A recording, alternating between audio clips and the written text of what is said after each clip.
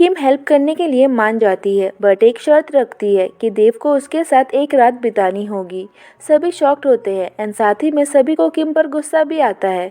तभी किम क्लियर करती है कि देव को बस उसके साथ उसके ग्रैंडपा की बर्थडे पार्टी में जाना होगा क्योंकि दोनों का ब्रेकअप हुआ है। इस बारे में किम ने अपनी फैमिली को अभी तक कुछ नहीं बताया है, सो देव को बस उसके बॉयफ्रेंड होने की एक्टिंग करनी होगी।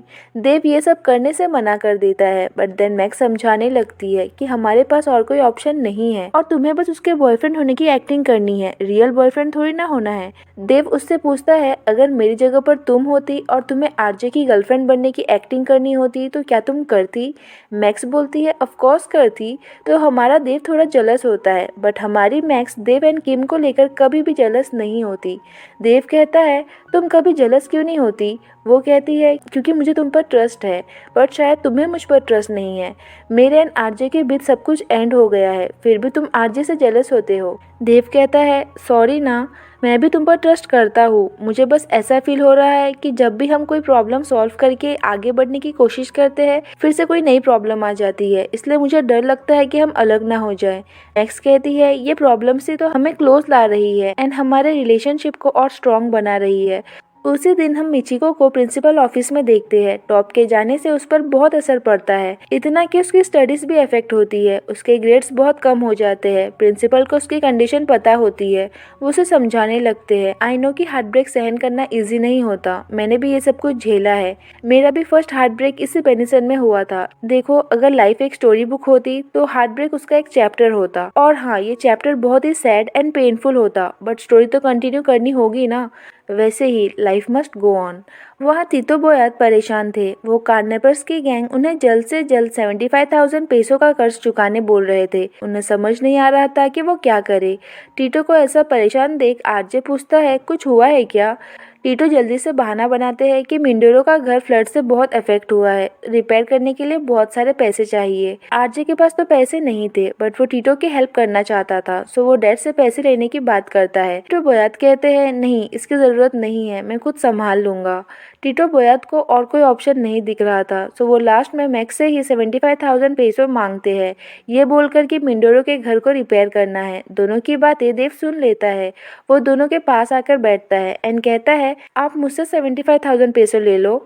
मैक्स एंड टीटो दोनों ही मना करते हैं। देव कहता है हम फैमिली है ना, वो बार बार इंसिस्ट करता है तो मैक्स कहती है ओके फाइन बट हम तुम्हें पैसे लौटा देंगे। देव मना करता है, मैक्स कहती है ये लोन होगा एंड हम तुम्हें पे बैक करेंगे। मैक्स इंसिस्ट करती है, सो वो कहता है अच्छा ठीक है लौटा देना बट कोई जल्दी नहीं है, आराम से देना। वो मैक्स एंड टीटो की हेल्प करके बहुत हैप्पी होता है। किम स्टूडेंट प्रेसिडेंट थी and mix vice president, so trial में दोनों ही देव को बोर्ड मेंबर्स एंड बाकी के स्टूडेंट्स के सामने डिफेंड करने का काम करेंगे जैसे कि लॉयर्स करते हैं। सभी मिलकर ट्रायल के लिए स्ट्रेटेजीज बनाना स्टार्ट कर देते हैं। मिक्स कहता है हमें देव के एकेडमिक्स एंड स्पोर्ट्स के अचीवमेंट्स को हाईलाइट करना चाहिए जिससे कि बोर्ड मेंबर्स उससे इम्प्रेस हो जाए।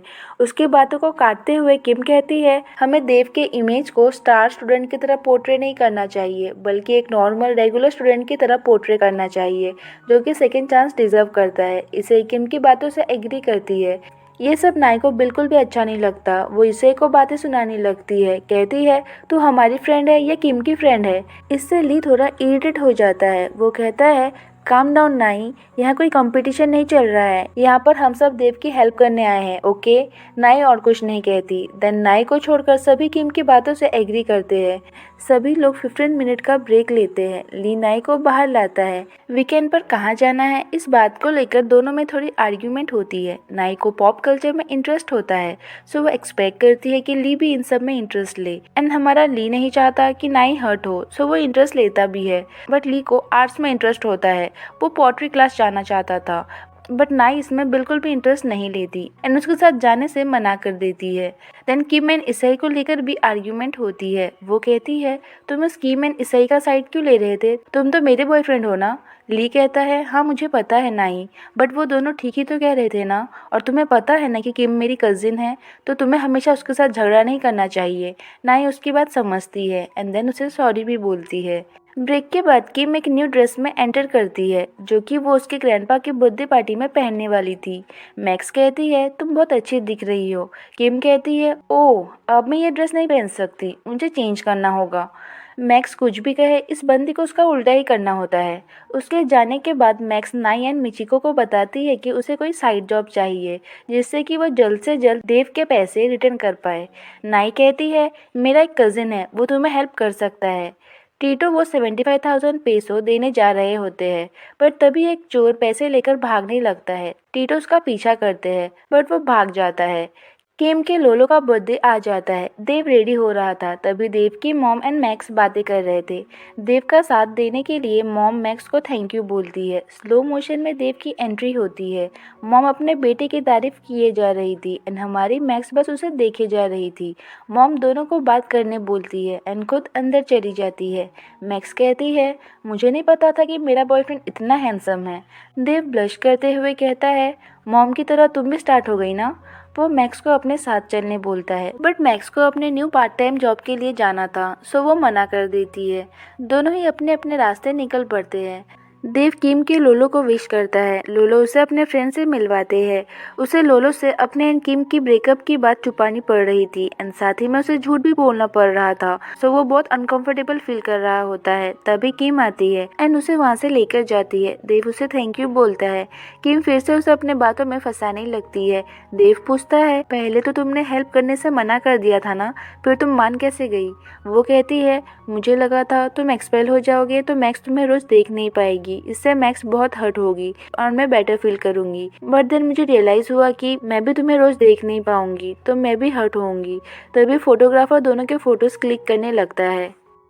नाई का कज़न अपने शो के लिए एक सोशल एक्सपेरिमेंट कर रहा होता है जिसमें दो स्ट्रेंजर्स को पैर अप किया जाएगा एंड उन्हें कुछ क्वेश्चंस पूछे जाएंगे। उन दो स्ट्रेंजर्स में से एक हमारी मैक्स होती है। वो अपना इंट्रोडक्शन देती है, देन उसे कुछ क्वेश्चंस पूछे जाते हैं, तुम ये शो क्यों कर रही हो। वो कहती है, मुझे एक्स्ट्रा पैसे चाहिए।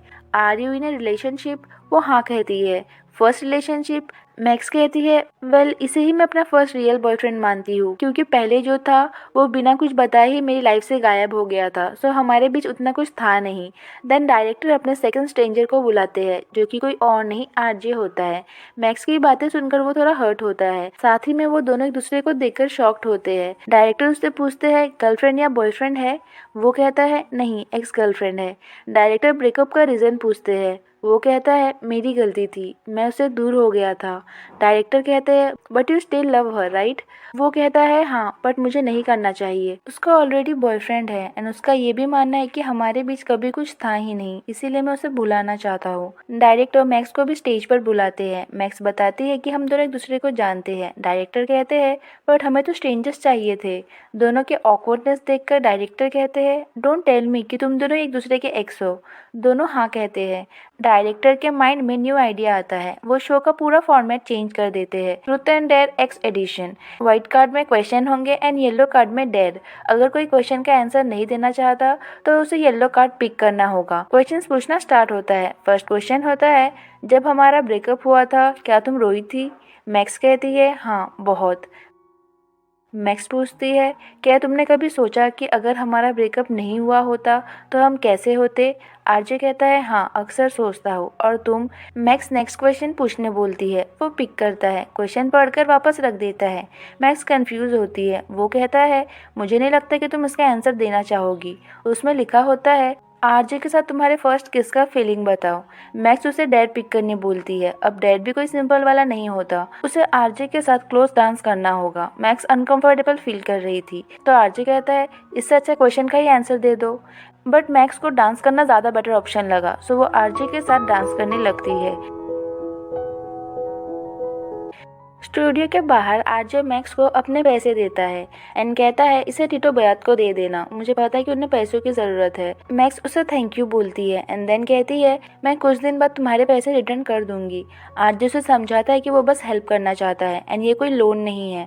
मैक्स ने अंदर कहा था कि उसके एंड आरजे के बीच कुछ नहीं था एंड मैक्स को अच्छे से पता है कि इस बात से आरजे हर्ट हुआ है, सो उसे एक्सप्लेन करने लगती है एंड उसे सॉरी भी बोलती है।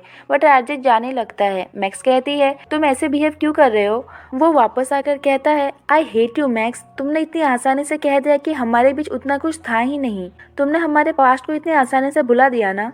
मैक्स कहती है, अब तुम मुझे ब्लेम कर रहे हो, तुमने मुझे छोड़ा था। You broke my heart RJ.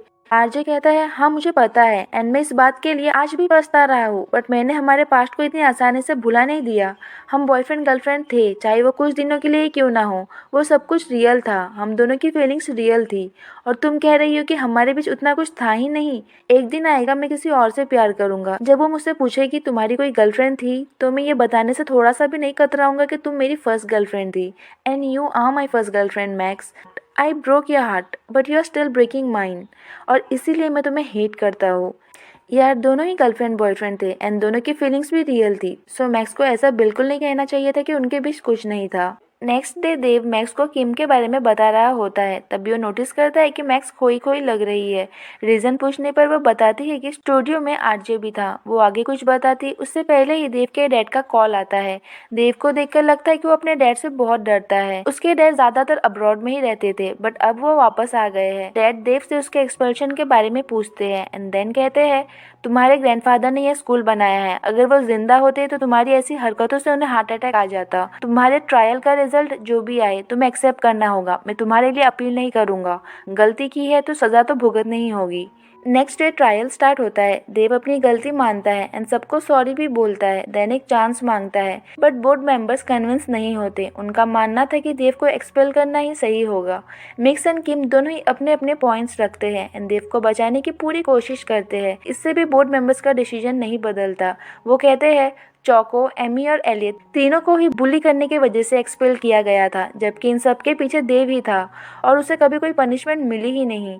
देव को एक्सपेल ना करना उन तीनों के साथ नाइंसाफी होगी। देव सच में एक्सपेल हो जाएगा या नहीं, ये हमें नेक्स्ट पार्ट में पता चलेगा। थैंक्स फॉर वॉचिंग, मिलते हैं नेक्स्ट पार्ट में, बाय।